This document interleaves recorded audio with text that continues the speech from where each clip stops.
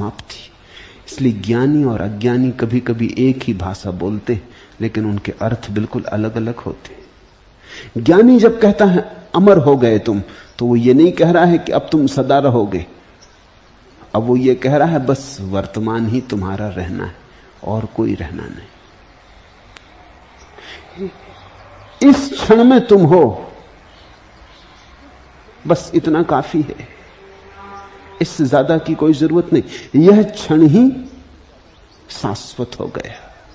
कोई लंबाई नहीं है, गहराई है। इस क्षण में से ही तुम गहरे उतर गए। उस गहराई का कोई और छोर नहीं, पारावार नहीं। पूछा है तुमने, काम क्रोध लोभ मोह क्या समय की ही छायाएं हैं? समय की छाया सिर्फ काम है। चाहे काम को समय की छाया कहो या समय को काम की छाया कहो, ज्यादा उचित होगा कि समय काम की छाया है। अगर काम गिर जाता है तो समय गिर जाता है, अगर समय गिर जाए तो काम भी गिर जाता है।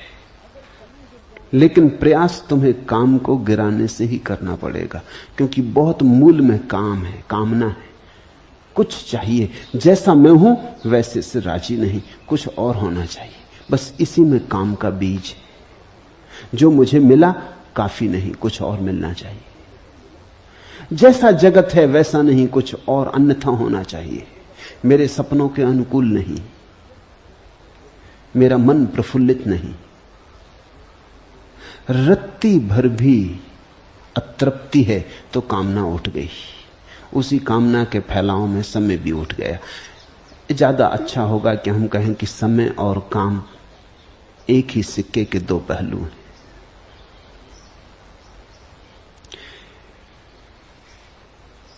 जब काम में, तुम्हारी कामना में कोई बाधा डालता है तो क्रोध पैदा होता है। तो क्रोध बहुत मौलिक नहीं है, काम बहुत मौलिक है। क्रोध तो उप उत्पत्ति, बाय प्रोडक्ट। तुम जो पाना चाहते थे किसी ने बाधा डाल दी। तुम भागे चले जा रहे थे धन कमाने, कोई दुश्मन बीच में अड़ के खड़ा हो गया, किसने दीवार बना दी, या कोई तुमसे पहले झपट के ले लिया जो तुम लेने चले थे। क्रोध पैदा हुआ। ख्याल करना, क्रोध कब पैदा होता है?